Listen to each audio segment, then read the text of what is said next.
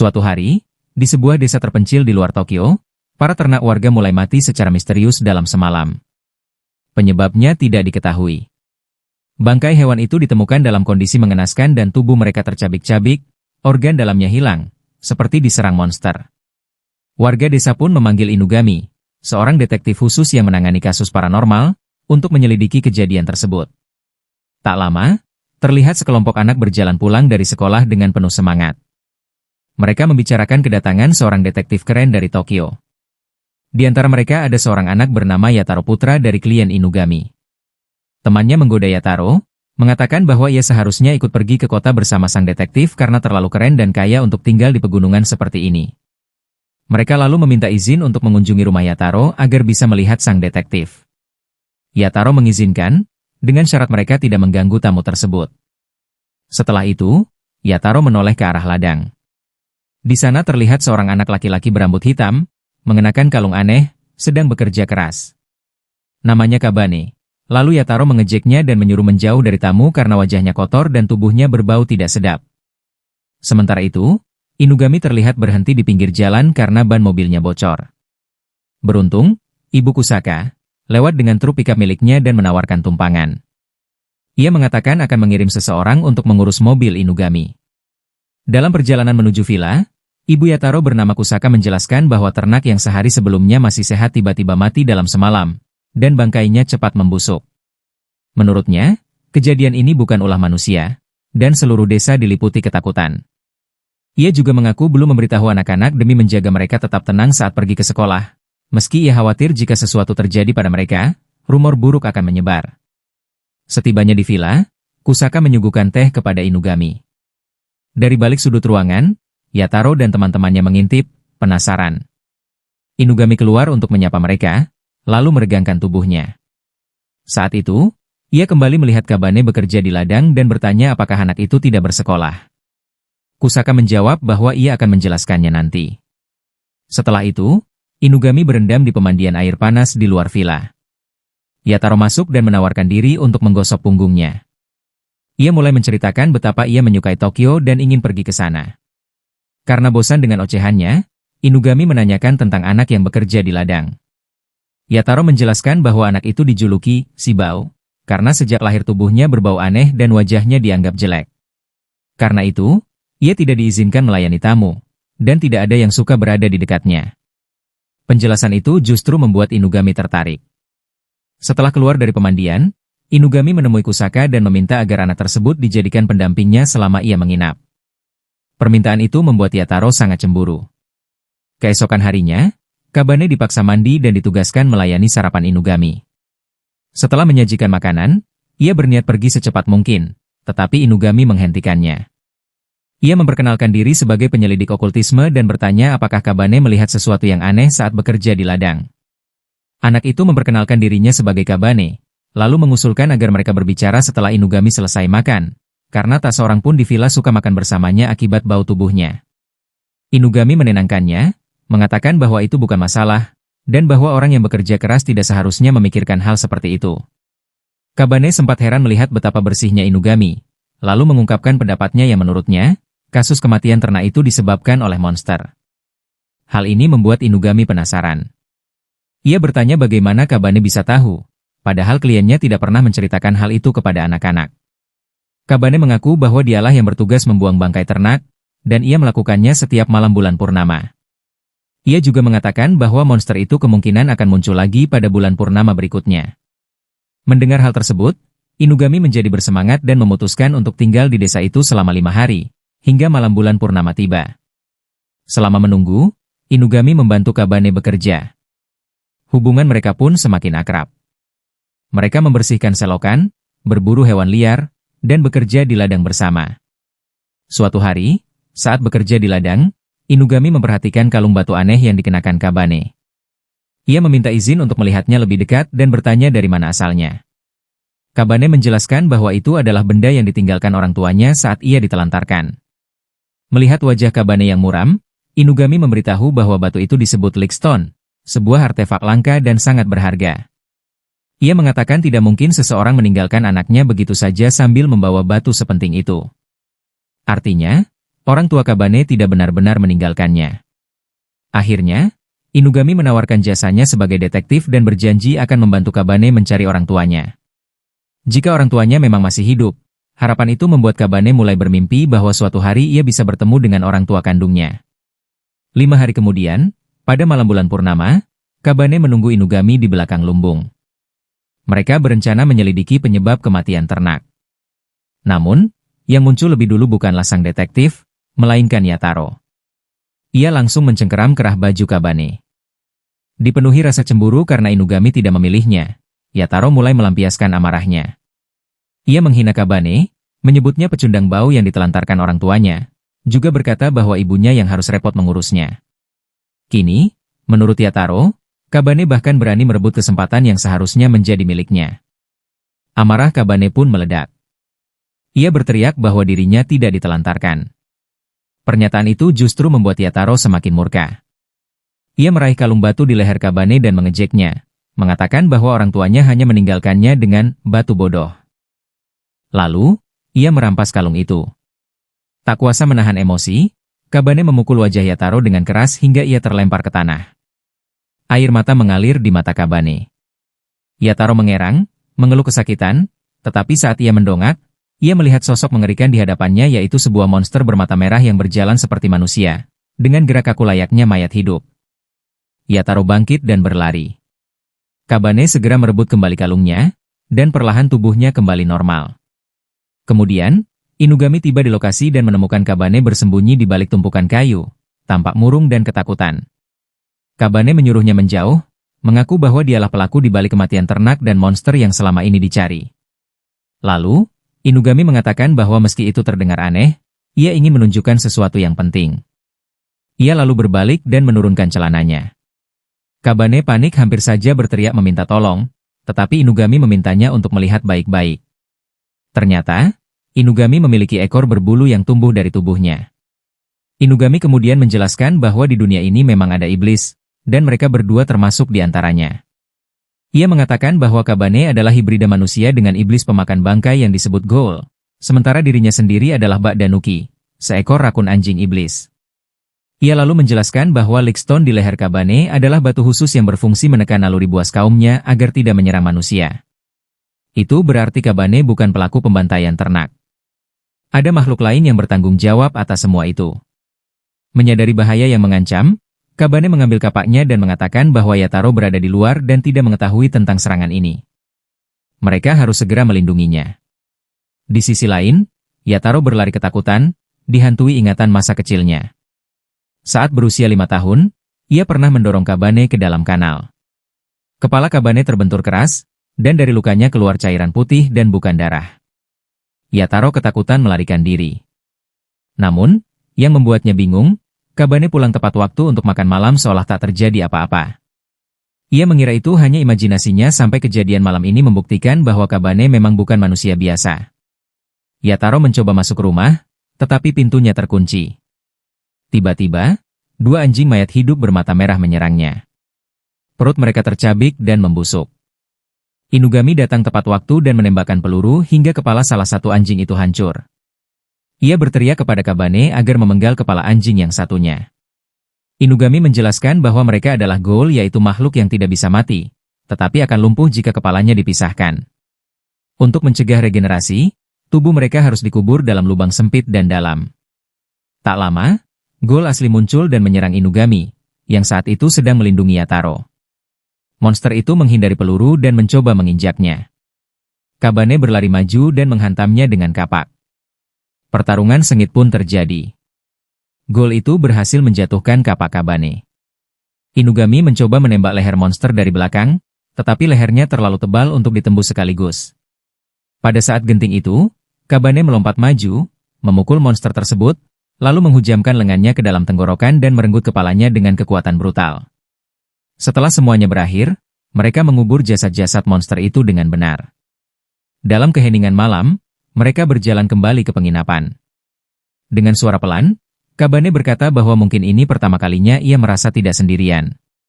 Kabane menyadari bahwa ia tidak bisa lagi tinggal di desa itu.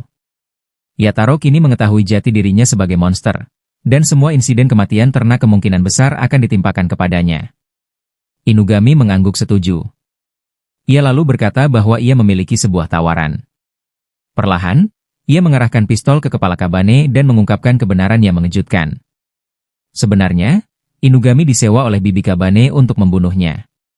Sang bibi mengetahui identitas asli Kabane dari kakak perempuannya dan bibi Kabane telah menyimpan rahasia itu selama bertahun-tahun. Namun, sejak insiden bangkai ternak mulai terjadi, rasa takut menguasainya. Ia pun menyewa Inugami untuk membereskan monster yang tinggal di rumahnya. Inugami mengatakan bahwa meskipun pelaku sebenarnya adalah makhluk lain, dalam kondisi Yataro seperti sekarang, sang bibi tidak akan mempercayainya meski ia mengatakan kebenaran. Karena itu, ia harus menyelesaikan pekerjaannya. Sebelum menarik pelatuk, Inugami bertanya apakah Kabane masih ingin mencari orang tua kandungnya. Kabane hanya menatapnya, tersenyum tipis, lalu menjawab, tidak. Tembakan pun dilepaskan, tepat di tengah dahi Kabane. Inugami mengangkat tubuhnya dan kembali ke penginapan untuk menyerahkan Yataro sekaligus menyampaikan bahwa pekerjaannya telah selesai. Ia mengatakan akan mengurus jasadnya sendiri, lalu pergi meninggalkan desa, berkendara kembali ke Tokyo dengan tubuh Kabane di kursi belakang mobilnya. Di tengah perjalanan, Kabane tiba-tiba terbangun. Dengan bingung, ia bertanya bukankah seharusnya ia sudah mati. Inugami melemparkan makanan kepadanya dan menyuruhnya makan. Ia menjelaskan bahwa Kabane adalah ghoul, dan ghoul tidak bisa dibunuh. Luka di kepala hanya membuat mereka lumpuh sementara. Seharusnya, tubuh Kabane sudah pulih sepenuhnya sekarang. Mereka pun melanjutkan perjalanan ke Tokyo. Setibanya di sana, Inugami membawa Kabane ke kantor agensi detektif Inugami. Ia berkata bahwa bagi warga desa, Kabane sudah dianggap mati, jadi ia tak perlu lagi mengkhawatirkan mereka. Mulai sekarang, Kabane bisa bekerja bersamanya sampai mereka menemukan keberadaan orang tua kandungnya. Inugami bahkan menyebutnya sambil bercanda sebagai teknik perekrutan tenaga kerja gratis. Ia menyemprotkan parfum ke tubuh Kabane dan memberikan botolnya. Parfum itu adalah wewangian khusus yang digunakan para iblis untuk menutupi aroma alami mereka. Setelah itu, Inugami menyuruh Kabane berganti pakaian dengan baju bergaya Edgy sebelum pergi keluar sebentar. Tak lama, dua anak masuk sambil bertengkar soal siapa yang berhak memakan potongan pizza pertama. Mereka menatap Kabane dengan heran, bertanya siapa anak desa jelek yang memakai pakaian mereka dan berdiri di tengah kantor. Inugami memperkenalkan Kabane kepada mereka, Shiki dan Akira. Ia juga mengungkapkan bahwa Shiki, seperti Kabane, adalah hibrida manusia yaitu iblis. Inugami menjelaskan bahwa para iblis biasanya menyembunyikan keberadaan mereka demi keselamatan, tetapi ada kalanya sebagian dari mereka melanggar aturan. Saat itulah agensi mereka turun tangan untuk meluruskan keadaan. Shiki bersikap dingin terhadap Kabane dan bertanya berapa umurnya. Saat Kabane menjawab 13 tahun, Shiki menyuruhnya mengingat baik-baik karena dirinya sudah 14 tahun yang lebih tua 1 tahun. Ia lalu menyuruh Kabane tidur di sofa dan pergi ke kamarnya. Di sisi lain, Kabane menatap Akira cukup lama. Akira bertanya apakah ia membutuhkan sesuatu. Dengan polos, Kabane berkata bahwa ia hanya berpikir Akira adalah gadis yang sangat cantik. Akira langsung marah dan berteriak bahwa ia laki-laki, lalu berlari masuk ke kamarnya. Kemudian, Shiki duduk bersama Kabane sambil memakan pizza. Ia berkata bahwa ia bukan penjahat kejam yang tak mau berbagi makanan, lalu menyuruh Kabane makan. Kabane mengaku bahwa ia belum pernah makan pizza seumur hidupnya. Pengakuan itu membuat Shiki terkejut hingga sikap kasarnya sedikit melunak. Ia menyuruh Kabane untuk menikmati hidup sedikit. Malam itu, setelah semuanya kembali ke tempat tidur, Shiki bertanya mengapa Inugami membawa Kabane ke sana. Akira menduga bahwa mungkin Kabane tidak punya tempat lain untuk dituju. Mungkin ia ditelantarkan atau mungkin juga karena ia sangat kuat. Shiki memutuskan mencari tahu. Ia memasang jebakan benang sutra lengket di jalur menuju kamar mandi. Saat Kabane terjatuh, Shiki bertanya apakah ia benar-benar ditelantarkan, dan mencoba memancing reaksinya. Kabane menjawab dengan tegas bahwa ia tidak ditelantarkan. Ia menarik kakinya keluar dari benang sutra itu, melukai pergelangan kakinya. Namun, yang mengejutkan Shiki, tidak ada darah yang keluar. Luka itu langsung menutup, diselimuti nyala api ungu yang samar. Keesokan harinya, agensi detektif Inugami menerima permintaan khusus dari markas kepolisian. Mereka diminta menangani sebuah insiden yang melibatkan iblis. Inugami dan yang lainnya segera naik mobil dan menuju lokasi kejadian, Setibanya di sana, mereka menemukan sebuah rumah tua. Di dalam salah satu ruangan, seorang ibu dan anaknya tergeletak tak sadarkan diri.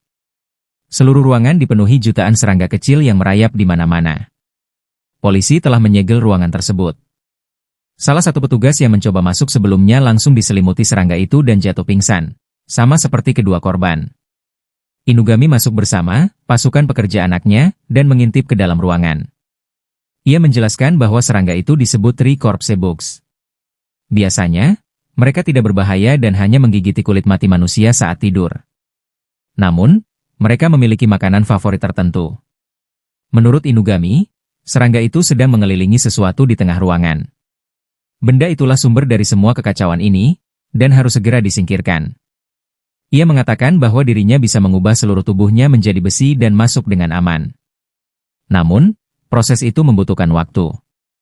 Mengingat sudah 30 menit berlalu sejak kejadian dimulai, ia khawatir sang ibu dan anak tidak akan selamat jika mereka menunggu terlalu lama.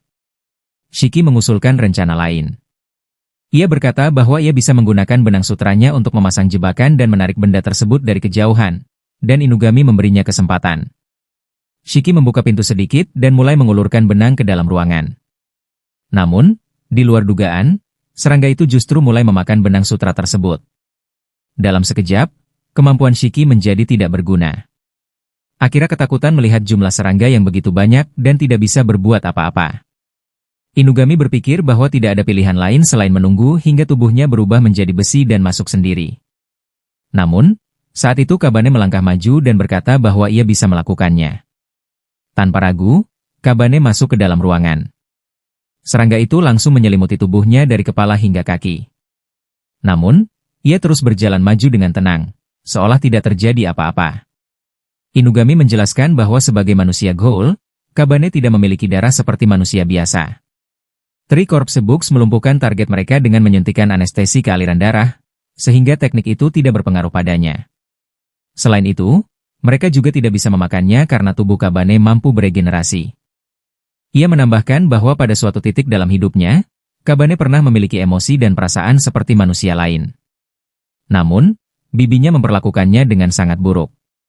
Akibatnya, Kabane tumbuh menjadi pribadi yang terlalu terbiasa menekan perasaan, melakukan apa yang harus dilakukan tanpa ragu. Hal itulah yang membuatnya sangat kuat, sekaligus menyedihkan. Kabane terus melangkah hingga akhirnya mengambil benda di tengah ruangan.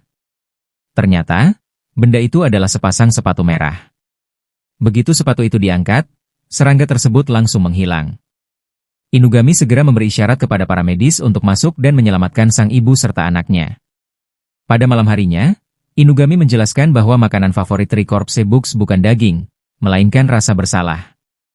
Dari situ, jelas bahwa sepatu merah itu adalah barang curian.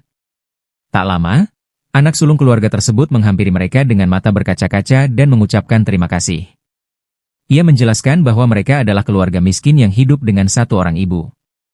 Jika memungkinkan, mereka ingin tetap tinggal di rumah itu, kecuali jika penyebab serangan serangga berasal dari rumah tersebut. Inugami menegaskan bahwa sepatu itu sumber masalahnya. Selama mereka menjauhi perbuatan buruk, rumah itu akan aman. Anak sulung itu pun menangis dan menceritakan kebenarannya. Ibunya selalu mendahulukan orang lain dan telah memakai sepatu usang selama puluhan tahun. Suatu hari, adiknya membawa pulang sepatu merah itu untuk ibunya. Sebagai kakak, ia tahu sepatu itu dicuri, sehingga ia memarahi adiknya karena berbuat salah. Rasa bersalah sang adik semakin besar. Itulah saat serangga mulai bermunculan. Sang ibu, yang sangat takut pada serangga, justru langsung memeluk anaknya untuk melindunginya dan disitulah semuanya bermula. Setelah mengucapkan terima kasih sekali lagi, anak itu pergi. Tim Inugami pun bersiap pulang. Sebelum masuk ke mobil, Kabane berhenti sejenak dan bertanya kepada Inugami apakah, jika ia terus bekerja untuknya, ia bisa bertemu dengan orang tua kandungnya suatu hari nanti. Inugami tersenyum mendengar pertanyaan itu. Inugami berkata bahwa sebagai seorang detektif, itu memang sudah menjadi tugasnya. Ia akan mengambil bayaran dari gajinya sendiri. Setelah itu, mereka semua kembali ke rumah.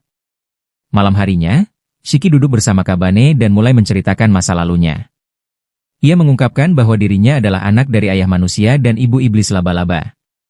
Mereka terpisah saat Shiki masih sangat kecil. Kabane bertanya apakah ibunya masih hidup. Shiki menjawab bahwa ia tidak tahu. Yang biasanya orang tua akan berusaha mencari anaknya, tetapi hingga kini ia masih di sini, dan sudah bertahun-tahun berlalu tanpa kabar apapun. Kabane mengatakan bahwa itu bukan alasan untuk kehilangan harapan. Dunia ini sangat luas, dan bisa saja orang tuanya masih berusaha mencarinya. Ia mengaku bahwa dirinya sendiri sempat kehilangan harapan, tetapi Inugami membantunya menyalakan kembali semangat itu. Kali ini, ia tidak berniat kehilangannya lagi. Mendengar hal tersebut, Shiki berdiri dan berjalan kembali ke kamarnya. Ia menyuruh Kabane ikut bersamanya, mengatakan bahwa ia akan menunjukkan kamarnya juga. Di sisi lain, Inugami menikmati secangkir kopi dan menghubungi Inspektur Inari, kepala kepolisian. Ia melaporkan bahwa pekerjaan yang ia terima telah diselesaikan dengan sukses. Ia juga menyebutkan bahwa ia menemukan seorang anak hibrida manusia si iblis yang memiliki Lickstone. Inari menjadi tertarik dan bertanya apakah anak itu berbahaya. Inugami menjawab bahwa ia memang berbahaya, tetapi pada saat yang sama, ia mungkin adalah bintang harapan yang selama ini mereka cari. Keesokan harinya, Inugami meminta Shiki dan Akira mengantar Kabane untuk bertemu Inari. Kabane bertanya siapa Inari sebenarnya. Inugami menjelaskan bahwa Inari adalah iblis rubah yang menduduki posisi tinggi di kepolisian. Sebagai detektif, mereka sering berurusan dengan pihak seperti dirinya sebelum menangani kasus tertentu. Sebelum berangkat, Inugami memberikan sebuah jimat khusus kepada Kabane dan memintanya untuk selalu membawanya, untuk berjaga-jaga. Mereka pun menuju kantor polisi. Ternyata, Inari adalah seorang rubah betina yang sangat memesona. Ia dikenal menggunakan pesonanya untuk menundukkan siapapun di departemen kepolisian, dan dengan cara itulah ia berhasil naik ke posisi puncak. Setibanya di gedung, Kabane dan yang lain meminta resepsionis untuk menemui kepala kepolisian, mengatakan bahwa mereka memiliki janji temu. Petugas tua itu mencoba mengusir mereka, tetapi seorang gadis muda tiba-tiba datang dan memperkenalkan dirinya sebagai Han, salah satu pengawal pribadi Inari. Han mengatakan bahwa Inari sedang menunggu anak bernama Kabane, dan hanya membawanya masuk seorang diri. Shiki dan Akira ditinggalkan di luar dengan wajah kesal. Kabane dibawa ke sebuah ruang pertemuan kecil, tempat Inari sudah menunggu. Ia menyuruh Kabane duduk di seberangnya dan memperkenalkan diri. Inari mengatakan bahwa Inugami telah menceritakan segalanya tentang Kabane dan Lickstone-nya, lalu meminta izin untuk melihatnya lebih dekat. Tanpa banyak berpikir, Kabane menyerahkan batu itu kepadanya. Inari menjelaskan bahwa Lickstone adalah batu langka yang berfungsi menekan dorongan naluriah para iblis. Ia juga mengatakan bahwa bangsanya dan bangsa Inugami tidak pernah akur. Namun, demi koeksistensi damai antara iblis dan manusia, mereka sepakat untuk bermain baik-baik.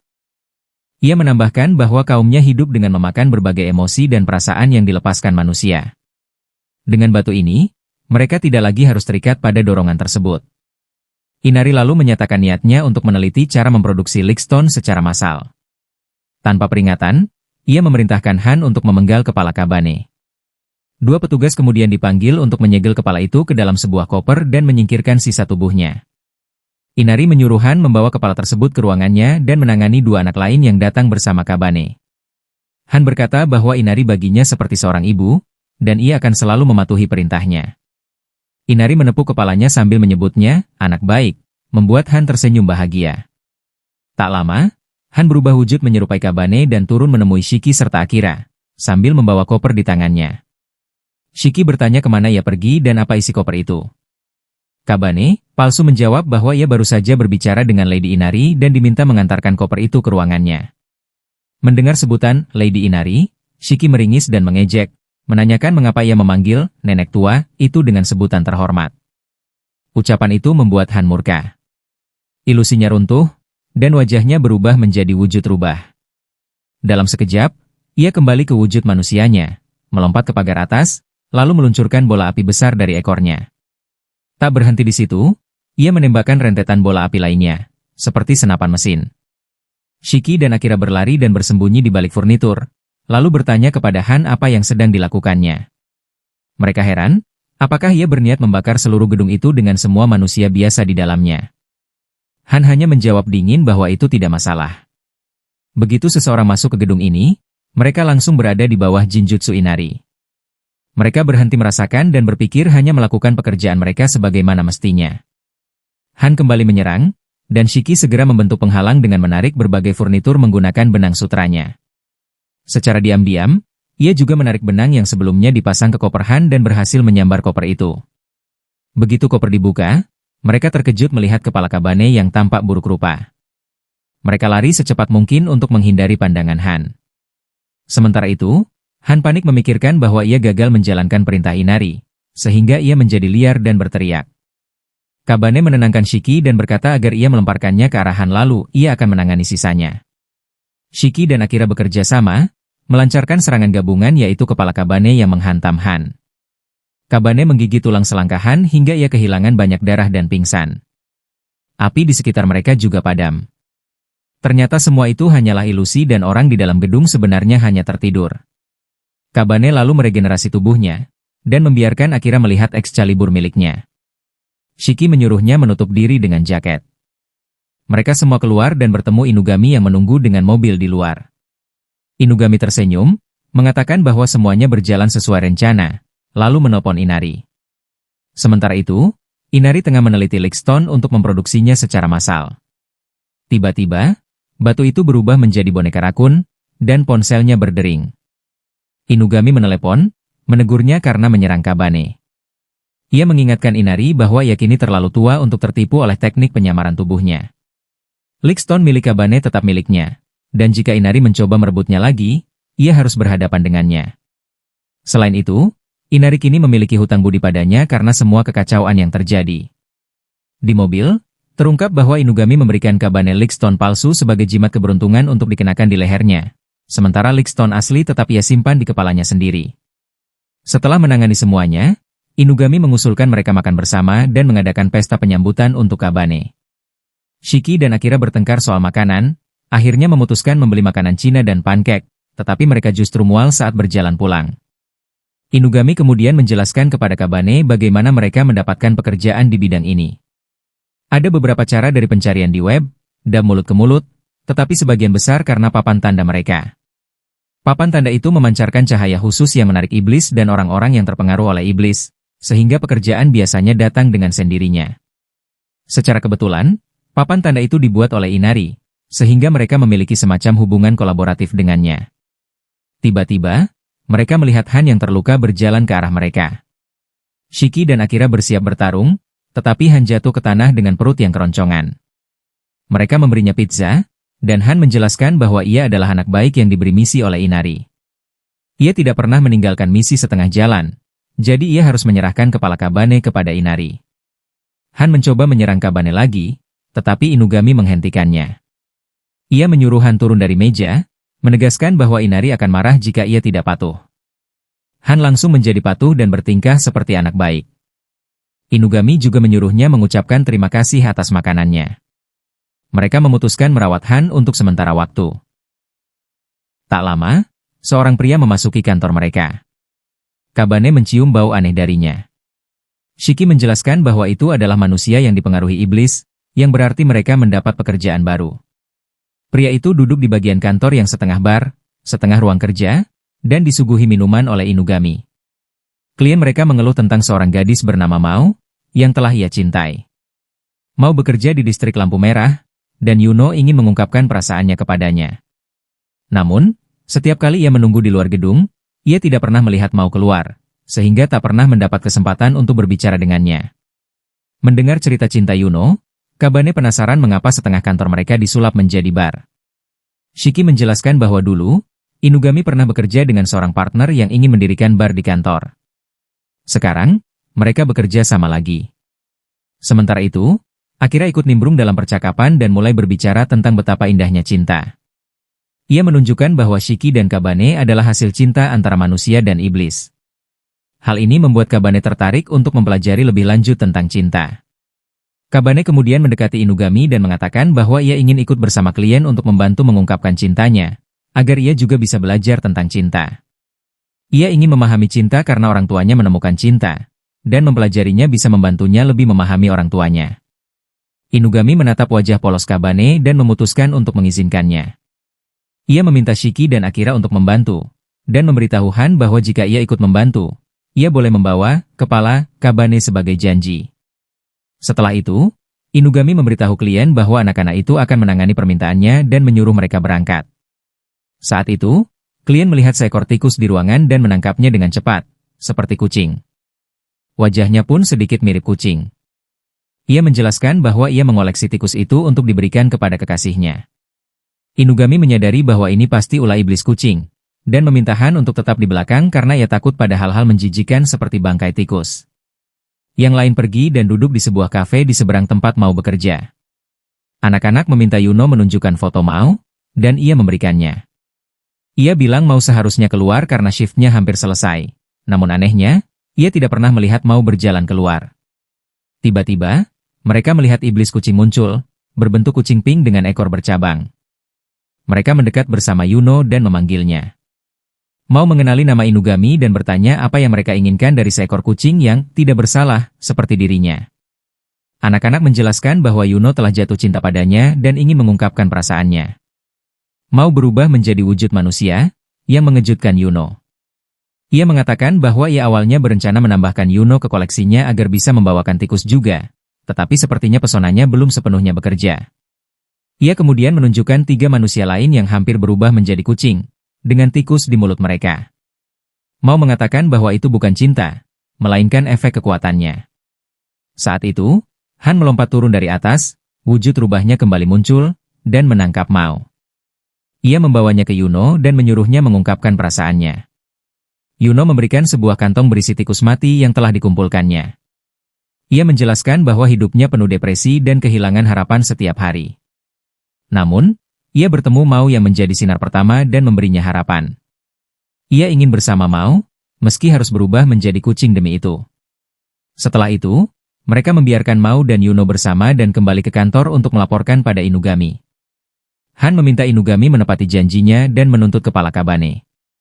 Inugami menyuruhnya menutup mata, kemudian mengambil jeruk dari kulkas, mengubahnya menjadi kepala Kabane, dan memberikannya padanya sebelum melepasnya. Setelah Han pergi, Inugami bertanya pada Kabane apakah ia belajar sesuatu tentang cinta. Kabane menjawab bahwa cinta seperti cahaya, sebuah sinar harapan. Kabane memberikan tisu kepada Inugami sebagai hadiah. Ia menjelaskan bahwa bagi dirinya, Inugami adalah cahaya yang memberinya alasan untuk hidup. Orang biasanya memberi hadiah berguna kepada cahaya mereka, jadi Kabane memberinya tisu karena praktis. Kemudian ia menoleh kepada Shiki dan Akira, mengatakan bahwa mereka juga seperti cahaya baginya, dan ia akan segera memberikan hadiah untuk mereka juga. Beberapa hari kemudian, Inugami memberi kabar bahwa Yuno dan Mao telah menjalin hubungan. Ternyata Mao jatuh cinta setelah pengakuan Yuno, dan sekarang mereka hidup bersama. Para manusia yang sebelumnya menjadi kucing pun diperkirakan akan kembali normal dalam beberapa minggu. Shiki merasa bingung dengan dunia tempat mereka hidup. Sementara itu, Akira terkagum pada Kabane karena berhasil menyelesaikan kasus pertamanya bahkan sebelum Akira sendiri, meski ia bergabung belakangan. Rasa inferior mulai muncul dalam dirinya. Beberapa saat kemudian, Akira menghampiri Inugami dan menyatakan bahwa ia ingin menjadi murid Kabane. Shiki menjelaskan bahwa karena sebelumnya ada kecoak di kamar mandi dan Kabane yang menanganinya, Akira kini memanggilnya Master Kabane. Ia merasa siap menghadapi kasus apapun bersama Kabane dan meminta pekerjaan. Inugami tersenyum dan mengatakan bahwa ada misi yang sebenarnya ia rencanakan bersama Kabane, tetapi jika Akira mau, ia bisa menyerahkannya kepada mereka berdua. Ia menjelaskan bahwa ada pekerjaan konstruksi di dekat Sungai Shibuya, yang mencoba mengubah arah aliran sungai. Namun, banyak pekerja konstruksi yang mati secara misterius, dan kerangka mereka ditemukan terapung di sungai. Inugami menduga pelakunya adalah sekelompok iblis asli yang tinggal di sungai. Mereka kemungkinan marah karena pekerjaan konstruksi itu. Shiki menambahkan bahwa tempat itu dipenuhi kotoran dan serangga. Juga karena konstruksi, sungai kini hampir menjadi selokan. Inugami mengonfirmasi bahwa ini akan menjadi pekerjaan menjijikan, dan bertanya apakah Akira masih bersedia. Akira merasa jijik, tetapi tetap menerima tugas itu dan pergi mengganti pakaiannya. Keesokannya, mereka masuk ke terowongan gelap di bawah jembatan sepanjang sungai. Kabane menjelaskan bahwa mereka harus terlebih dahulu menemukan iblis asli di sana agar bisa mencari solusi damai. Saat mereka berjalan, seekor lintah raksasa jatuh menimpa Akira. Ia berteriak, tetapi Kabane menutup mulutnya dengan tangan dan menyuruhnya diam agar tidak menarik perhatian makhluk lain. Kabane kemudian melepaskan lintah dari kepala mereka dan melemparkannya ke sungai. Akira bertanya mengapa Kabane tidak membunuh lintah itu. Kabane menjelaskan bahwa ia tidak suka membunuh, baik manusia, serangga, maupun monster, kecuali tidak ada pilihan lain. Menurutnya, mereka menyerang hanya untuk bertahan hidup, dan selama mereka tidak mengancam, ia tidak perlu membunuh. Mendengar hal ini, Akira semakin kagum pada Kabane. Ia berkata bahwa Kabane luar biasa dan mengingatkannya pada kakaknya. Akira lalu bercerita tentang masa lalunya. Ia berasal dari suku iblis salju yang tinggal di pegunungan Omor. Desa mereka memiliki sistem unik yaitu seluruh anggota desa adalah perempuan, dan laki-laki lahir hanya sekali setiap 100 tahun. Karena itu, mereka dijaga sangat hati-hati. Akira mengaku ia selalu manja, dan kakaknya selalu menghiburnya saat mereka melarikan diri dari desa. Namun, ia terpisah dari kakaknya, sehingga ia bergabung dengan Inugami dengan harapan menemukan kakaknya kembali. Kabane penasaran dan bertanya apakah ia bisa mengendalikan es, karena ia adalah iblis salju. Akira menjawab bisa, tetapi kemampuannya masih buruk karena membutuhkan fokus tinggi. Tiba-tiba, seekor iblis katak raksasa menyerang dan mencengkeram wajahnya. Kabane langsung memukul makhluk itu dengan pipa besi, menjatuhkannya. Iblis itu mencoba menyerang lagi, tetapi saat itu seekor rubah rakun kecil datang dan menendang katak itu menjauh. Di leher rubah rakun itu tergantung sebotol darah dan sebuah surat yang ditujukan kepada Akira dan Kabane, dari Inugami. Dalam surat tersebut, Inugami menjelaskan bahwa iblis katak adalah dalang di balik serangan sebelumnya. Mereka menjadi gila setelah memakan manusia dan kini harus dimusnahkan. Ia memerintahkan mereka untuk memancing para iblis katak keluar menggunakan darah di dalam botol itu, lalu menyelesaikan misi tersebut dengan hati-hati. Kabane mengatakan bahwa ia tidak keberatan dengan perintah itu, tetapi Akira terlihat cemas. Kabane sempat bertanya apakah ia sebaiknya menyuruh Akira pergi saja. Namun Akira teringat tekadnya untuk menjadi lebih kuat dan dapat diandalkan. Dengan gemetar, ia berkata bahwa ia akan tetap tinggal. Dengan tekad itu, mereka berjalan lebih dalam ke terowongan bersama si rubah rakun dan menuangkan darah ke dalam sungai. Tak lama, puluhan iblis katak meloncat keluar dan menyerang mereka. Seperti yang diduga, Kabane dan rubah rakun melawan para monster itu, sementara Akira bersembunyi di sudut, dan panik. Situasi semakin buruk karena jumlah iblis katak yang terus bertambah. Namun di tengah keputusasaan itu, Akira kembali mengingat keinginannya untuk menjadi kuat dan berguna. Dengan segenap fokus, ia akhirnya melepaskan elemen es miliknya. Dalam sekejap, seluruh terowongan membeku kecuali kepala Kabane dan rubah rakun. Kabane memuji Akira karena berhasil menghabisi semua monster, lalu mereka berdua bahkan sempat berfoto bersama. Sementara itu, rubah rakun berjalan lebih jauh dan bertemu dengan tetua iblis katak. Terungkap bahwa rubah rakun tersebut sebenarnya adalah Inugami yang menyamar. Tetua itu berterima kasih kepadanya dan menjelaskan bahwa saudaranya berubah jahat setelah memakan daging manusia. Mereka bahkan mulai memakan telur dan anak dari spesies mereka sendiri. Inugami menerima penjelasan itu dan menandai misi tersebut sebagai sukses. Beberapa hari kemudian, Kabane mendapat tugas membersihkan lorong kantor. Saat ia tiba di ujung lorong, ia teringat peringatan Inugami untuk tidak pernah membuka pintu di sana. Ia ragu lalu bertanya apakah aman memindahkan kardus demi membersihkan lantai. Tiba-tiba, pintu itu terbuka. Sebuah tangan putih pucat keluar dan menarik Kabane masuk. Siang harinya, Shiki menemukan alat pel lantai tergeletak di lorong dan melapor kepada Inugami. Ia mengungkapkan kekhawatirannya tentang hilangnya Kabane secara mendadak.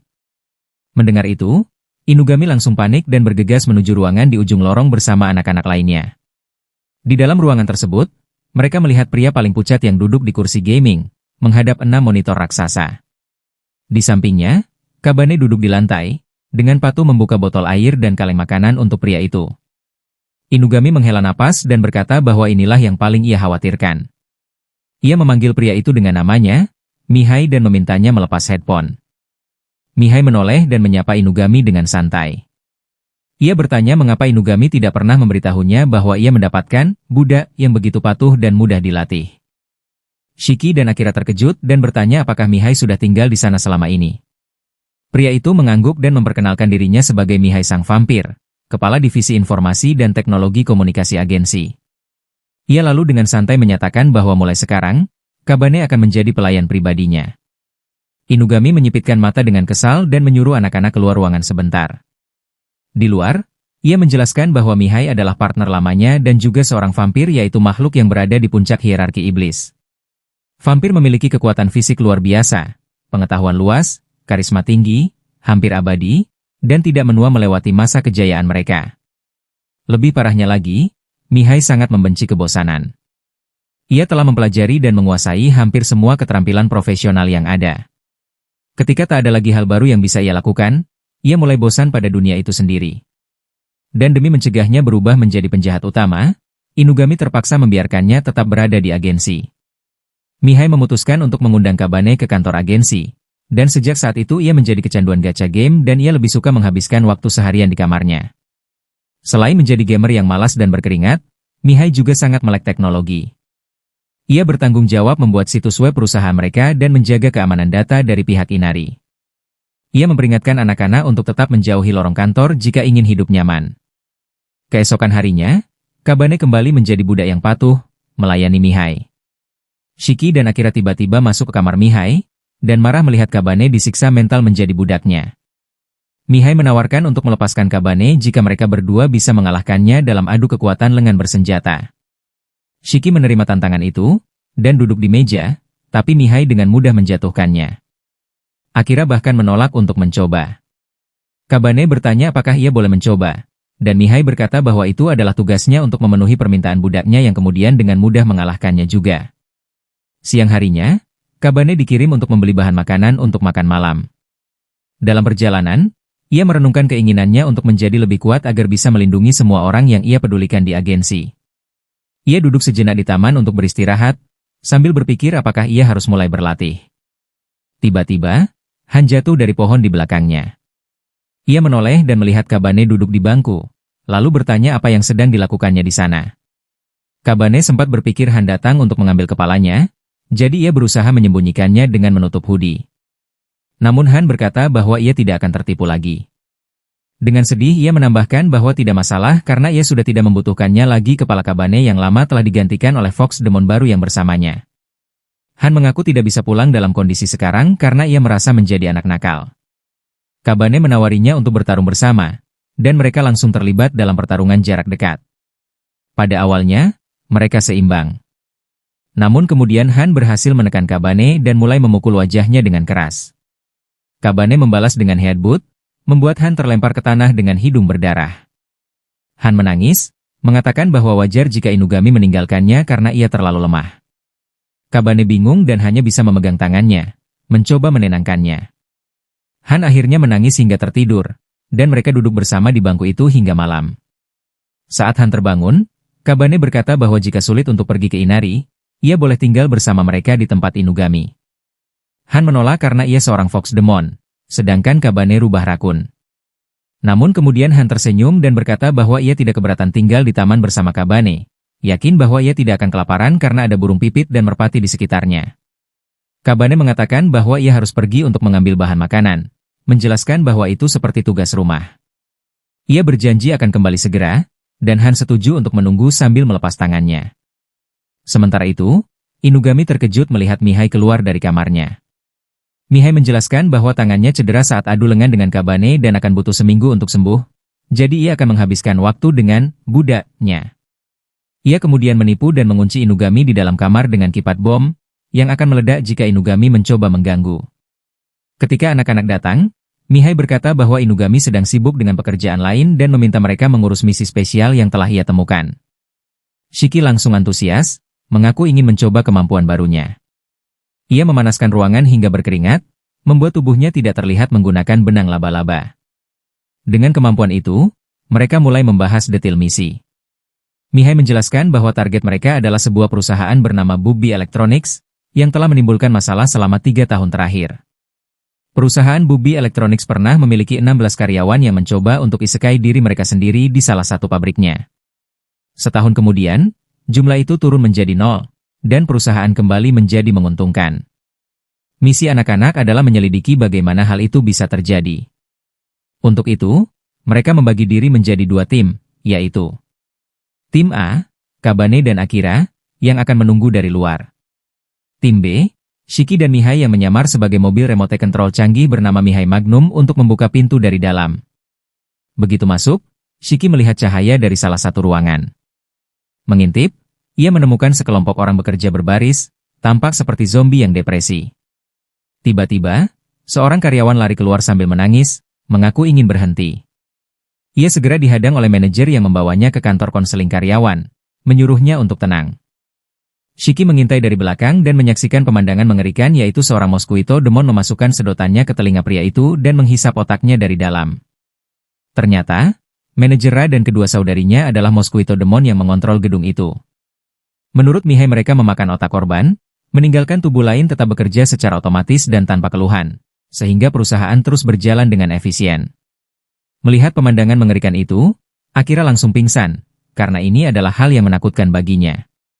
Shiki menyadari bahwa musuh terlalu kuat untuk mereka tangani sendiri, dan memutuskan untuk mundur dan menunggu Inugami kembali untuk menentukan strategi selanjutnya.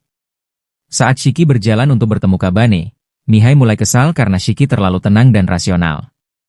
Ia sengaja membuat kekacauan dengan menabrakkan Mihai Magnum ke dinding seperti orang gila, menarik perhatian para mosquito demon. Ketiga saudari mosquito itu muncul dan memutuskan memeriksa seluruh gedung, sementara Shiki bersembunyi di sudut, takut menjadi korban seperti para karyawan lain. Ia berpikir cepat bahwa ia harus segera bertemu dengan tim lain sebelum menjadi otak kosong seperti Kabane. Namun, Erika, dengan kepala mosquito raksasanya, menemukannya. Ia mengancam Shiki, mengatakan bahwa seharusnya mereka tidak membunuh siapapun karena perintah dari Akira, tetapi kali ini ia harus menundukkannya atau membuatnya menjadi makhluk tanpa pikiran. Saat ia menunduk untuk memakan otaknya, Mihai mengejutkan Erika dengan modul listrik di mobil remote control, membuat mata serangga raksasa itu tersetrum. Mihai terkejut melihat Shiki yang terlihat lebih takut daripada biasanya. Ia segera menyadari bahwa Shiki sebenarnya mengalami trauma masa kecil, dan semua sikapnya hanyalah topeng untuk menyembunyikan kelemahannya. Mihai tersenyum, menyadari bahwa Shiki akan menjadi mainan yang menyenangkan untuk dimainkan, sementara Shiki duduk membeku. Shiki teringat masa kecilnya bersama ibu, bertanya bagaimana mereka bisa terpisah. Ia tahu bahwa ia sangat takut dengan hal menakutkan, dan jika ia tidak bisa mengingat detailnya, itu berarti ada sesuatu yang buruk terjadi. Sementara itu, Mihai memimpin Kabane dan Akira untuk menyelamatkan Shiki, sekaligus menghadapi saudari mosquito lainnya, Moka. Mihai sengaja menakuti Shiki lebih jauh dengan menggambarkan apa yang akan terjadi jika ia tidak bergerak. Hal ini membuat Shiki marah dan secara tidak sengaja merusak mobil remote control dengan pukulan. Kerusakan itu membangunkan Shiki. Ia akhirnya memutuskan untuk melawan, meningkatkan kemampuan invisibilitasnya dan lari dari mosquito demon. Ia juga memanfaatkan kemampuan khusus Moka, yang membuatnya mampu melihat jejak tubuh, karbon dioksida, suhu tubuh, dan keringat, untuk memutarbalikkan situasi menjadi keuntungannya sendiri. Shiki berhasil membingungkan Moka dengan membungkus seluruh area menggunakan jaring laba-laba miliknya, menangkapnya dengan kuat. Setelah itu, ia mengungkapkan dirinya sebagai anak laba-laba yang melompat dari langit-langit dan mendarat di wajah baget Erika dengan sepatunya. Setelah menundukkan Erika, Shiki tersenyum puas, memuji dirinya karena berhasil menaklukkan rasa takutnya. Ia teringat momen ketika Inugami pernah mengatakan bahwa ia memiliki informasi tentang orang tua Shiki. Waktu itu Shiki menolak mendengarnya, mengatakan bahwa ia nyaman dengan kehidupan barunya di agen dan tidak ingin menggali masa lalunya. Kini, ia berpikir bahwa setelah misi ini selesai, mungkin saatnya untuk menghadapi percakapan itu dengan Inugami. Saat itu, Kabane dan Akira tiba, membawa Moka yang terikat di rambutnya seperti binatang buas. Mereka mengikatnya dengan jaring lengket Shiki, sambil mendiskusikan langkah selanjutnya. Kabane berkata bahwa mereka harus melanjutkan pertarungan, karena situasinya 3 lawan 1, sementara Shiki setuju, menyadari bahwa jika mereka mundur, semua bukti akan dihapus dan data Mihai menjadi sia-sia. Tiba-tiba, Ra, kakak tertua para mosquito demon, masuk dari sisi lain koridor. Ia mengejek kedua adiknya yang kalah melawan 2 anak kecil dalam mobil mainan. Ra bertanya apakah mereka akan melupakan semuanya dan pergi begitu saja. Namun Kabane menegaskan bahwa ini sudah keluar dari konteks negosiasi karena banyak yang telah terluka, dan tugas mereka adalah menghentikannya. Menyadari negosiasi gagal, Ra memutar roda di kepalanya untuk menentukan siapa yang akan ia siksa terlebih dahulu dan roda itu menunjuk adiknya sendiri. Ia memulai dengan Erika, lalu Moka, menangani keduanya seorang diri. Kemudian, ia berubah sepenuhnya menjadi bentuk mosquito demon dan mulai berjalan menuju anak-anak. Kabane melihat bahwa Shiki terlalu lelah untuk bertarung, dan Akira juga tidak siap, sehingga ia mengambil alih pertarungan. Ia mencoba menyerang organ vital Ra, tapi Ra menahannya dengan lengan panjangnya yang menjijikan, menusuk dada Kabane dengan sedotannya yang menyerupai sedotan. Shiki mengumpulkan kekuatan untuk maju, namun ia segera ditepuk keras hingga jatuh, dan Akira merasa tersinggung karena Shiki kalah lebih dulu. Ia mencoba menyerang dengan jurus splash seperti Magikarp, tapi itu tidak berpengaruh, dan Ra menidurkan Akira dengan tendangan dari kaki berbulu. Kini, kedua temannya tak berdaya, Kabane kebingungan. Ia teringat keinginannya untuk menjadi lebih kuat, menyadari bahwa ia tidak bisa mengalahkan Ra dengan kekuatan manusia biasa. Ia memaksa tubuhnya, hingga tulangnya hampir patah. Di saat kritis itu, Mihai muncul dengan Advich no Jutsu. Ia menjelaskan bahwa Kabane gagal sebelumnya karena menahan kekuatan demoniknya dan hanya mengandalkan kekuatan manusia. Jika ia ingin menyelamatkan temannya, Kabane harus melepaskan kekuatan demonnya dan mengikuti instingnya sendiri.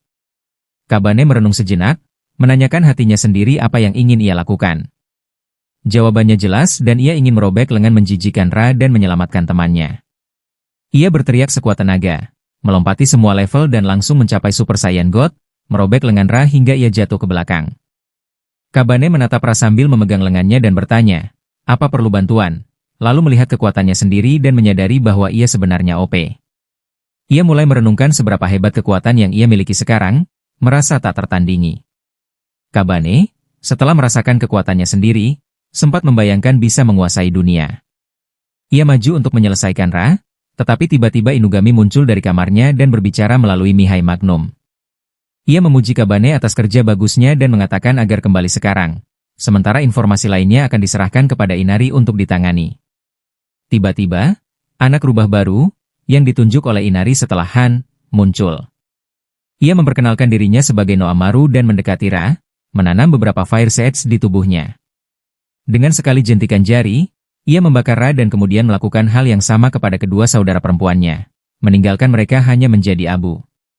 Noam kemudian berbicara dengan Kabane mengenai pandangannya soal membunuh para Mosquito Demon tersebut.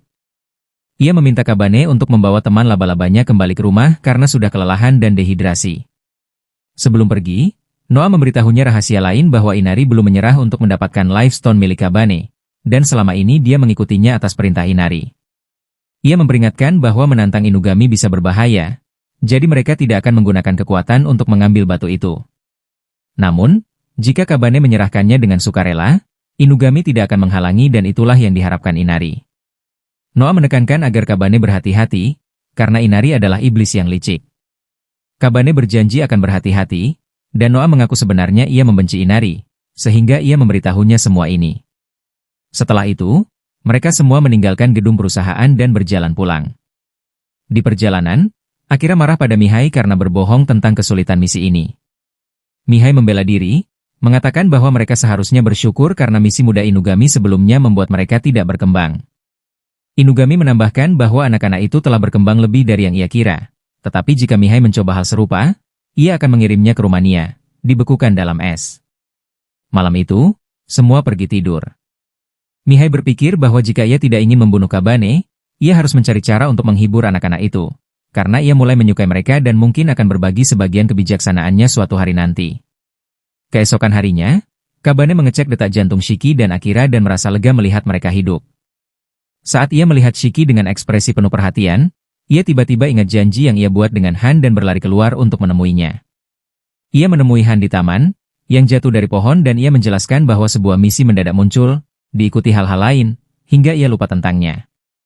Han sedih, dan tiba-tiba dua ikan jatuh dari pohon juga lalu Han menjelaskan bahwa ia menangkap ikan itu untuk dimakan bersama. Tetapi sekarang sudah membusuk karena Kabane terlambat. Ia merasa sedih dan berusaha menghiburnya, sementara Nooru mengawasi dari jauh, berbisik agar Kabane lebih berhati-hati. Sementara itu, Shiki mendekati Inugami dan berkata bahwa kini ia siap mendengar kebenaran tentang orang tuanya. Keesokan harinya, mereka semua pergi ke kampung halaman Shiki untuk bertemu pamannya, Aiko. Shiki menjelaskan bahwa sebelum berpisah dari ibunya, ia tinggal di sana, lalu pindah ke Tokyo untuk tinggal dengan pamannya. Sesampainya di kota, Inugami pergi untuk memesan penginapan, sementara anak-anak masuk ke toko souvenir untuk membeli beberapa barang. Di dalam toko, Kabane menemukan buku cerita rakyat tua yang menceritakan tentang legenda Mishakumo, menandai awal dari penemuan misteri baru yang akan mereka selidiki. Kabane tertarik dengan buku cerita rakyat itu. Shiki menjelaskan bahwa legenda tersebut cukup populer di daerahnya. Mereka semua membacanya dan menemukan kisah seorang anak laki-laki bernama Sei. Suatu hari, setelah pulang dari bekerja, ia melihat seekor laba-laba besar sedang mengambil makanan dari tumpukannya. Dalam cerita itu, Sei seharusnya meninggalkan rumah yang kini dimiliki laba-laba itu, seperti yang mungkin dilakukan orang lain, tetapi karena sifatnya yang baik hati dan ia justru memutuskan untuk tetap tinggal. Dari peristiwa itu, ia berhasil menjual sutra emas yang dihasilkan laba-laba tersebut, menjadi kaya, dan hidup bahagia selamanya. Shiki mengatakan bahwa cerita seperti ini ada di mana-mana, lalu memperhatikan seorang anak berambut pink menatapnya dari pintu toko. Tak lama, Inugami muncul bersama Aiko, pamannya Shiki, yang ia temui lebih awal dari yang diperkirakan. Mereka memutuskan untuk berjalan ke hutan di dekat sungai untuk duduk dan berbincang. Saat berjalan, Shiki mendengar suara yang familiar memanggil namanya, tetapi ia mengira itu hanyalah halusinasi. Setelah duduk, Aiko memperkenalkan dirinya sebagai seorang cendekiawan yang meneliti cerita rakyat untuk menemukan kebenaran yang tersembunyi di dalamnya. Shiki menjelaskan bahwa meskipun ia sepenuhnya manusia, ia mengetahui keberadaan iblis, tapi jarang berinteraksi dengan mereka agar tidak menimbulkan masalah. Aiko sedikit menggoda Shiki, tapi Shiki mengatakan bahwa ia ingin mengetahui tentang ibunya. Aiko pun mulai bercerita dan dulu, ketika Shiki masih muda, ia sering mengikuti ayahnya dan kakaknya dalam perjalanan penelitian legenda Golden Webbing. Mereka menelusuri hutan untuk mencari petunjuk, dan di sanalah mereka bertemu Kumi, ibu Shiki, yang merupakan laba-laba demon. Aiko memberitahu bahwa ada hal-hal yang selama ini ia sembunyikan dari Shiki, tetapi sekarang adalah waktu yang tepat untuk mengetahuinya. Inugami membawa anak-anak lain pergi agar Shiki bisa mengobrol dengan pamannya. Kemudian, Shiki keluar dan bergabung kembali dengan mereka, mengungkapkan kenyataan pahit bahwa ayahnya meninggal sebelum ia lahir, dan ibunya meninggal karena sakit saat ia berusia 5 tahun. Ia menambahkan bahwa alasan ia mungkin tidak bisa mengingat semuanya adalah karena trauma melihat tubuh ibunya saat kecil. Ia mencoba tetap terlihat tegar dengan senyum kaku di wajahnya, tetapi Kabane menangkapnya dan menegur. Inugami kemudian menanyakan tentang Aiko dan pergi memeriksa, sementara anak-anak lain masuk ke pemandian umum untuk bersantai dan mencoba memikirkan cara menghibur Shiki. Tiba-tiba, Noamaru muncul dengan Excaliburnya terbuka penuh, mengeluh bahwa mereka seharusnya memberitahunya sebelum keluar dari kota karena ia memerlukan waktu untuk mengejar mereka. Ia kemudian memperlihatkan telinga dan ekor rubahnya, mengejutkan Shiki dan Akira yang belum mengenalnya. Noamaru berkata bahwa mereka tampak sedih, jadi ia menyarankan agar mereka pergi menjelajahi daerah itu dan melihat kunang-kunang di tepi sungai. Mereka pun pergi ke hutan dan menikmati pemandangan kunang-kunang. Kabane mengucapkan terima kasih kepada Noamaru atas sarannya. Noamaru bertanya kepada Kabane apakah ia tidak senang karena orang tua Shiki sudah meninggal, menjelaskan bahwa jika Shiki mengetahui orang tuanya meninggal sementara orang lain masih hidup, ia tidak bisa merasakan kebahagiaan yang sejati. Kabane bingung dan mengatakan bahwa ia tidak mengerti maksudnya. Sementara itu, Shiki berjalan mendekati pohon yang menyeramkan dan mulai mendapat flashback masa kecilnya. Kabane dan Noamaru menghampirinya dan bertanya apa yang sedang dipikirkannya. Tiba-tiba, Shiki berlari ke dalam hutan, menabrak sebuah batu, melintasi aliran sungai kecil, dan mengikuti ingatannya. Ia teringat bahwa ketika kecil, ia sering bermain dengan ibunya di hutan itu, meski ibunya sering pergi untuk menemui pamannya untuk urusan pekerjaan. Shiki selalu menunggu kepulangan ibunya dengan sabar. Namun suatu hari, ibu Shiki tidak kembali seperti biasa. Ia menjadi tidak sabar dan memutuskan untuk mengikuti ibunya, ingin tahu kemana perginya. Akhirnya, ia menemukan sebuah bangunan kecil tersembunyi di dalam hutan. Saat masuk, ia melihat pemandangan mengerikan yaitu ibunya terikat di atas meja, di bawah monster liar. Shiki menjerit ketakutan dan langsung pingsan di tempat.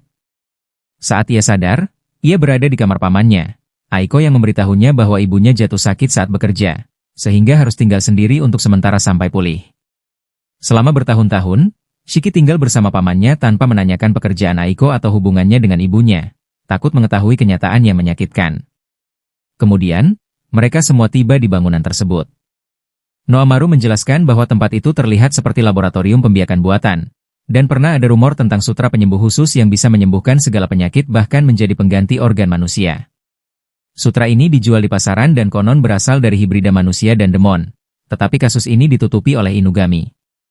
Shiki mengingat bahwa ini terjadi sekitar setahun yang lalu, waktu Inugami pertama kali mencoba memberitahunya tentang orang tuanya, saat ia menolak untuk mendengar. Shiki mengatakan bahwa ia tidak akan menunggu lagi, dan kini ingin membalas pamannya karena telah menyakiti ibunya. Ia berkata akan membunuhnya, dan bertanya apakah mereka akan menghentikannya. Kabane menjawab tidak, dan bertanya di mana ia ingin menguburkan tubuhnya. Sementara itu, Inugami memanggil Aiko dan membawanya ke hutan untuk berbicara. Ia mengungkap bahwa ia tahu semua tentang penelitian Aiko, dan selama bertahun-tahun telah menahan publikasi karyanya. Aiko menjadi marah dan mulai mengungkapkan kebenarannya ketika ia dan kakaknya menemukan Kumi. Mereka menyadari legenda tentang Golden Webbing benar adanya. Laba-laba di balik legenda itu ternyata adalah Spider Demon, seperti Kumi. Kakaknya jatuh cinta pada Kumi, tetapi Aiko menginginkan kekuatan itu untuk dirinya sendiri. Suatu hari, kakaknya jatuh di hutan dan meninggal, sementara Kumi sudah hamil Shiki. Beberapa waktu kemudian, Kumi datang ke apartemen Aiko dengan bayinya yang terkena influenza. Di dunia manusia, penyakit itu mudah disembuhkan, tapi tidak ada obat di dunia demon. Aiko membawa Shiki ke rumah sakit manusia, dan Shiki sembuh. Kumi kemudian menyadari bahwa ia ingin membesarkan anaknya sebagai manusia, tetapi sulit baginya sebagai demon. Aiko menawarkan proposal eksperimen pada Kumi dengan imbalan uang, dan Kumi setuju demi Shiki. Aiko mulai melakukan eksperimen dengan berbagai makhluk hutan, mencoba menghasilkan sutra emas legendaris, produk mutan yang bisa menyembuhkan segala penyakit, termasuk kekurangan darah parah, depresi, dan penyakit lain yang tampak mustahil. Shiki kecil menemukannya saat eksperimen, yang membuatnya trauma, sehingga ia dibawa pergi dari Kumi. Eksperimen terus berlanjut hingga akhirnya sutra emas berhasil diproduksi. Setelah mendengar semua ini, Inugami mengambil ponselnya dan mengatakan bahwa ia menyampaikan seluruh kejadian ini ke Shiki, dan kini Shiki bebas melakukan apa yang ia inginkan. Shiki menggunakan jaring lengketnya untuk menarik Aiko ke atas pohon, berniat menggantungnya sampai mati. Aiko menangis minta ampun dan bertanya pada Inugami bagaimana ia bisa membiarkan anak-anak membunuh orang. Inugami menjawab bahwa itu sederhana dan jika kamu siap membunuh orang lain, kamu juga harus siap dibunuh. Tiba-tiba, Ura muncul dari hutan, menangis ketakutan. Ia mengatakan bahwa mereka hilang dari ponselnya, sudah gelap, dan ia takut diserang beruang atau makhluk lain.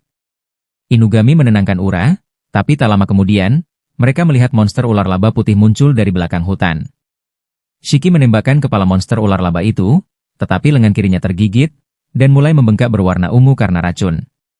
Ia segera mengambil Akira dan berlari lebih dalam ke hutan, sementara yang lain dikelilingi oleh ratusan monster campuran laba-laba putih yang semi-intelijen. Shiki bertanya apa mereka sebenarnya. Aiko menjawab bahwa mereka adalah saudaranya, hasil eksperimen yang gagal pada ibunya. Salah satu monster bahkan memotong jaring Shiki dan menurunkannya perlahan. Aiko menjelaskan bahwa semua makhluk itu taat dan cerdas sebagian, mengingat kata-kata ibunya selama eksperimen berulang kali. Tiba-tiba, semua monster membuka mulut dan menirukan suara Kumi, memanggil nama Shiki dan mengatakan, "Aku mencintaimu." Melihat ini, Shiki terkenang ibunya, jatuh berlutut, dan air matanya tumpah, membuatnya kehilangan keinginan untuk bertarung. Di sisi lain, Noamaru memuji Shiki karena telah berjuang sebaik mungkin dan bertanya pada Kabane apa yang ingin dilakukannya jika ia marah. Kabane, yang sudah dalam mode siap hanya menjawab, "Diam." Ia berjalan mendekati Shiki dan bertanya apakah ia ingin Kabane melakukan sesuatu. Shiki menggenggam lengan Kabane dan memintanya untuk membantu. Kabane pun masuk ke mode pembunuhan penuh, mulai menebas dan menghancurkan monster satu persatu, sementara Noamaru menangani sebagian yang lain. Sementara itu, Inugami dan Akira dikepung monster juga. Inugami meminta Akira untuk membekukan lengannya, menghentikan penyebaran racun. Tiba-tiba, gadis berambut merah muda yang sebelumnya muncul di hutan berjalan keluar, menenangkan monster, dan berkata mereka perlu menyembuhkan lengan Shiki dulu. Ia membawa mereka ke mata air dengan khasiat penyembuhan khusus, yang digunakan demon sakit untuk memulihkan diri. Ia meminta bantuan mereka untuk meyakinkan Kabane dan yang lain agar tidak membunuh Aiko sampai ia mendapatkan jawaban dari Aiko. Di sisi lain, Kabane sudah menyelesaikan pembersihan dan berjalan ke arah Aiko. Ia menumbalkan lengan yang terpotong dan menumbuhkannya kembali, lalu mengangkat Aiko dengan kerah baju dan melemparkannya ke arah Shiki, bertanya apakah Shiki ingin menuntaskan sendiri atau bisa menyerahkan sepenuhnya pada Kabane. Shiki bangkit, meminta maaf karena telah membuat Kabane kotor demi dirinya, dan mengatakan bahwa Kabane akan menangani Aiko sendiri. Tepat saat itu, gadis berambut merah muda, Aya, muncul bersama Inugami dan Akira, memohon agar Aiko tidak dibunuh. Akira memanggilnya, menanyakan apa yang dilakukannya di sini, tapi Aya menegur keras dan meminta mereka mengabaikan sandiwara Akira. Ia kemudian bertanya di mana Aiko menyembunyikan cocon yang ia buat. Aiko tersenyum, berkata bahwa jika ia tidak memberitahu, itu tidak akan membahayakan dirinya. Shiki menyadari bahwa ayah sangat penting bagi penelitian Aiko dan akhirnya memutuskan untuk mendengarkan permintaannya. Inugami menawarkan jasanya sebagai detektif untuk menemukan Chocon, sementara Mihai menggunakan data yang telah dikumpulkannya tentang ayah dan menunjukkan 4 kemungkinan lokasi. Ia menekankan bahwa mata air adalah lokasi yang paling mungkin. Ayah dan Shiki pun berlari ke mata air. Saat ayah hendak masuk ke dalam, Shiki menahannya dan berkata bahwa ia yang akan turun sendiri. Dengan tekad, Shiki menyelam ke sudut air yang diterangi bulan, menapaki kegelapan di bawah permukaan untuk menemukan Chocon yang hilang. Shiki menyelam ke dalam mata air dan menemukan ibunya, Kumi, terbaring tak sadarkan diri, terbungkus dalam kokon sutra berwarna merah muda. Tak lama, salah satu saudara hasil eksperimen menyerangnya, tetapi Shiki menghancurkannya dengan mudah, seperti melawan pion. Akhirnya, ayah membawa ibunya ke permukaan, menangis bahagia, dan menjelaskan bahwa Kumi masih hidup karena golden webbing, dan bahwa ayah telah mencoba menyelamatkannya dengan membungkusnya dalam sutra penyembuhan sendiri. Setelah itu, semua orang berkumpul dan menyadari bahwa Kumi benar-benar hidup. Noamaru menjelaskan bahwa Aiko tidak punya alasan untuk membunuh Kumi, karena Kumi adalah asuransi untuk mengendalikan ayah, sekaligus sumber golden webbing untuk membuat lebih banyak monster. Shiki, dalam kemarahannya, menendang Aiko sampai pingsan, dan memberitahu Inugami bahwa mereka perlu memindahkan ibunya ke tempat yang lebih aman. Mereka memutuskan untuk membawanya ke mobil dan kembali ke Tokyo. Dalam perjalanan, Kabane bertanya pada Shiki tentang rencananya terhadap Aiko. Shiki menjawab bahwa ia akan membakar semua penelitian Aiko, karena setelah hidup bertahun-tahun dengan Aiko, Shiki tahu bahwa tidak diakui akan hasil karyanya akan lebih buruk daripada mati bagi Aiko. Sesampainya di Tokyo, Noamaru memutuskan untuk membakar Aiko sebagai karma. Inugami membawa mereka ke sebuah klinik khusus yang dijalankan oleh seseorang yang ia kenal. Mereka mengetuk pintu tengah malam, dan seorang nenek tua membuka Granny Ohana. Inugami menjelaskan bahwa ini adalah urusan demon, tetapi Granny Ohana tetap membiarkan mereka masuk. Granny Ohana adalah manusia biasa, tetapi seorang dokter hewan yang telah merawat banyak demon binatang sepanjang hidupnya, sehingga ia memahami keberadaan mereka dan percaya bahwa setiap nyawa layak diselamatkan. Ia membiarkan mereka menginap, memeriksa Kumi, dan menjelaskan bahwa Kumi sehat secara fisik, tetapi komanya kemungkinan bersifat psikologis karena trauma. Ia berjanji akan menyembuhkannya dengan cepat. Semua orang tidur malam itu, sementara Shiki tetap di sisi ibunya, berbicara dengan ayah, yang ragu apakah ia layak masuk karena mirip dengan monster yang mereka bunuh. Shiki menyadari keberadaan ayah di luar pintu dan memintanya masuk, memegang tangan Kumi, karena baginya, Kumi adalah ibu mereka semua. Ayah menangis dan bertanya apakah ia boleh memanggil Kumi ibu, dan Shiki menyetujuinya, sekaligus mengatakan ia adalah kakaknya. Tidak lama, Kumi bangun, memeluk kedua anaknya, dan menyebut nama mereka satu persatu. Shiki memutuskan untuk tetap tinggal sampai ibunya sepenuhnya pulih, menyadari bahwa sekarang ia memiliki keluarga, dan mulai memikirkan masa depan mereka, karena mereka tidak bisa hidup dari penghasilannya sendiri. Seminggu pun berlalu. Kabane dan ayah mulai merindukan Shiki. Suatu hari, Inugami memberi mereka misi baru, dan saat itu Shiki masuk, menjelaskan bahwa ia tidak memberitahu tentang kepergiannya dari agen, dan ia tidak akan berhenti sampai menepati janji pada Kabane untuk menemukan orang tuanya. Aiko tiba-tiba masuk juga, tetapi Shiki mengatakan bahwa ibu mereka keluar hari itu, jadi ia meninggalkan ayah dalam perawatan Shiki. Ayah kemudian mulai berjalan di kantor, bertemu Inugami, dan mengumumkan bahwa ia memutuskan untuk bekerja dengan Granny Ohana di klinik, memberikan layanan medis untuk demon. Ia meminta Inugami untuk menyiapkan kontrak resmi agar ia bisa memulai bisnisnya. Shiki mulai mengeluh, mengatakan bahwa ayah baru berusia 8 tahun, dan terlalu muda untuk memulai bisnis. Ia meminta Kabane untuk menasihatinya, tetapi ayah menegaskan bahwa ia tidak perlu menahan diri jika Shiki, kakaknya, menghasilkan lebih banyak. Kabane juga menambahkan bahwa kalau ayah punya kemampuan, tidak ada alasan untuk menghentikannya. Mendengar itu, ayah tersenyum dan setuju, lalu berkata bahwa ia mengamati cara Kabane bertarung di hutan dan menyukainya. Lalu ayah tiba-tiba bertanya apakah Kabane punya pacar, dan menyuruhnya untuk memulai hubungan. Mendengar itu, Shiki dan Akira terkejut, dan begitu mengetahui bahwa sahabatnya akan berhubungan dengan adik perempuannya, mereka pingsan di tempat. Tiba-tiba Han muncul dan meminta untuk bertarung dengannya. Kini Han sudah lebih kuat, tetapi begitu ia melihat ayah berada di pelukan Kabane, ia langsung merasa cemburu. Kedua gadis itu saling menatap dengan tegang. Inugami kemudian meminta mereka untuk fokus pada misi.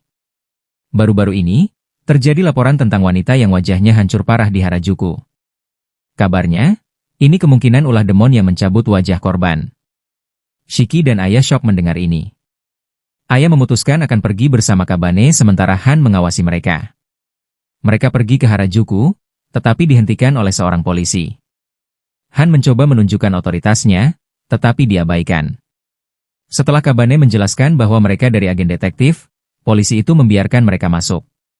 Di dalam, Kabane merasakan aroma demon yang kuat, menandakan pelaku berada dekat. Han berjalan di depan, menyatakan bahwa korban sebelumnya semuanya wanita, dan ia ingin memimpin. Namun Kabane malah membuatnya kesal dengan menyindir, sehingga Han sedih dengan perasaannya sendiri. Tiba-tiba spirit demon mendekati Han dan mencoba menyerang Ayah dengan menarik rambutnya. Kabane memukul demon itu dan menyelamatkan Ayah. Spirit demon itu akhirnya mengaku bahwa dirinya penyebab serangan, karena jatuh cinta pada seorang pemuda tampan. Karena ia adalah spirit, tidak ada yang memperhatikannya, jadi ia mengubah wajah wanita lain agar tampak menarik tapi rencananya gagal.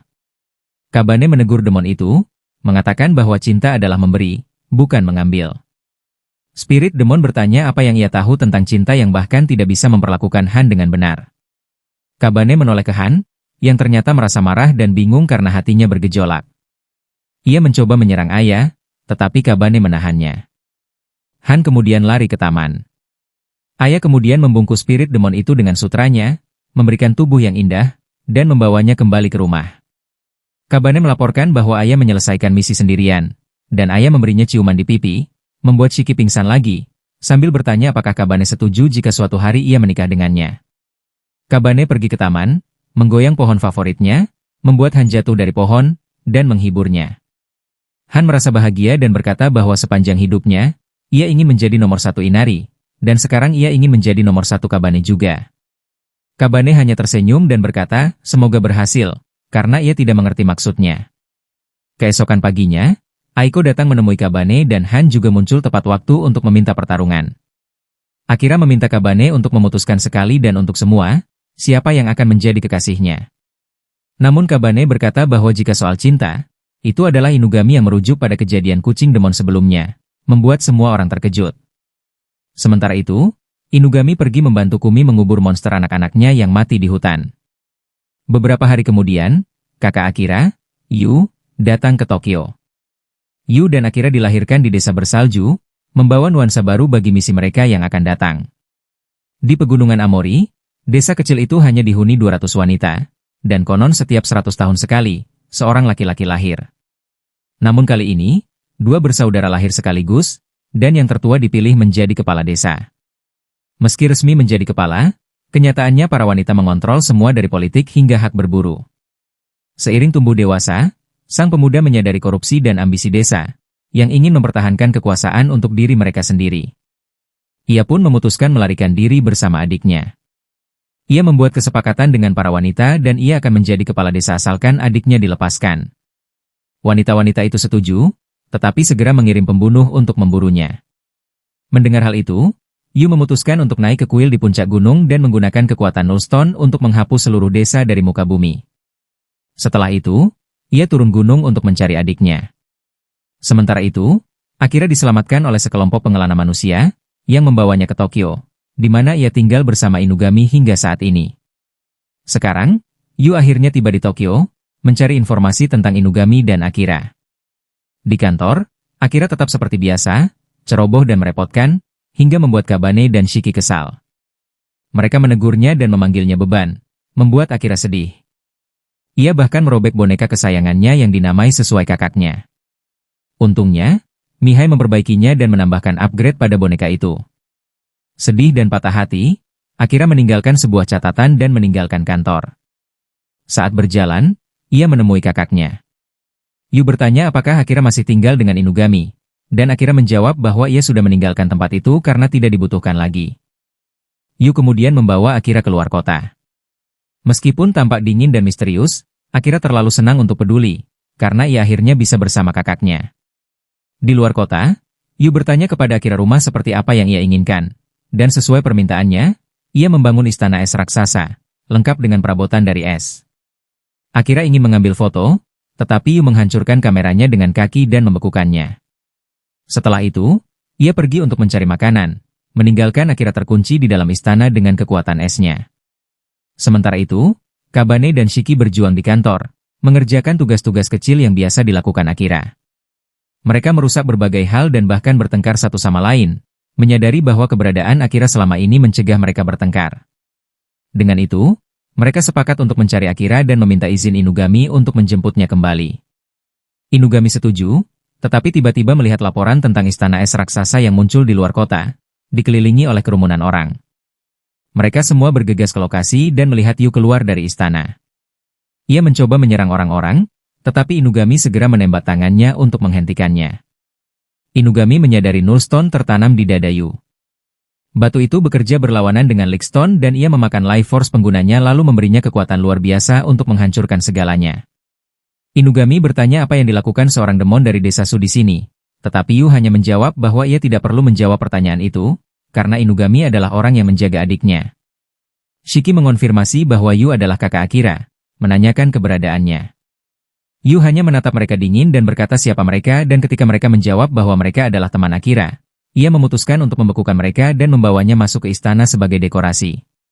Sementara itu, Akira menemukan bahwa boneka kesayangannya memiliki proyektor dan koneksi internet bawaan, dan menggunakannya untuk memperbarui profil Instagramnya.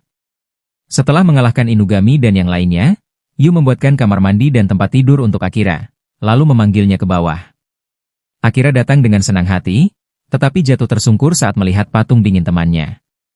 Ia bertanya pada kakaknya mengapa melakukan hal itu. Yu santai bertanya apakah Akira baik-baik saja. Boneka kesayangannya kemudian berbicara, menjelaskan bahwa temannya tidak mati dan membutuhkan garam untuk mencairkan es. Boneka itu meminta Akira ditempatkan di antara patung-patung agar bisa menghangatkannya dengan energi mekanis. Akira memberitahu kakaknya bahwa garam diperlukan untuk perawatan kulit, dan Yu meninggalkannya terkunci di dalam istana. Sementara itu, Kabane berhasil membebaskan diri dari es dengan memecah tubuhnya dan meregenerasinya, dan bersiap menghadapi Yu. Ia meminta Akira untuk kembali ke kantor dan meminta maaf. Akira, menyadari kakaknya terlalu kuat, memasang akting untuk melindungi semua orang. Yu memutuskan untuk meninggalkan kantor, bosan dengan semua orang, dan ingin tinggal di pantai. Namun, boneka kesayangan Akira mengungkap rencana sebenarnya bahwa mencairkan Inugami dan Shiki menggunakan garam. Kabane pun mulai bekerja pada rencana itu. Tiba-tiba, Inari masuk dan menanyakan Lifestone kepada Kabane menekankan bahwa Nullstone terkait dengan orang tua Kabane. Boneka Akira, meniru suara Inugami, menjelaskan cara mengirim pesan menggunakan gelombang otak dan energi tubuh, dan menyuruh Kabane mengejar Akira dan Yu. Ia menenangkan Kabane dan mengatakan bahwa Inari tidak akan menyakiti mereka untuk saat ini. Kabane berlari ke dalam hutan untuk mencari saudara Snow Demon, sementara Noamaru menghadang Yu. Yu menjebak Akira dalam sangkar es dan bertarung melawan Noam, menggunakan Fire Ice. Noam menggunakan teknik Shadow Clones Jutsu, tetapi Yu menembusnya dengan mudah. Saat itu, Yu terdistraksi oleh suara Akira, dan Noam mencoba mencuri Nullstone, namun menyentuhnya dan kehidupannya tersedot, tangannya terluka. Ia marah pada Inari karena dijadikan umpan, tetapi menenangkan diri dan mencari cara untuk mengambilnya hidup-hidup. Yu menyerang dengan tombak es, hampir mengenai Noam, tetapi Kabane muncul tepat waktu untuk menendangnya keluar dari jangkauan serangan.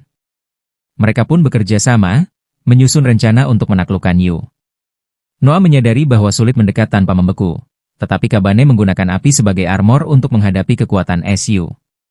Pertarungan berlangsung lama hingga Kabane berubah menjadi tulang terbakar, dan Overuse Nullstone menguras hampir semua energinya, membuatnya runtuh. Akira berhasil melarikan diri dari penjara es dan mencoba menarik Nullstone dari kakaknya. Sentuhan itu memunculkan semua ingatan gelap tentang masa lalu kakaknya, membuat Akira menangis.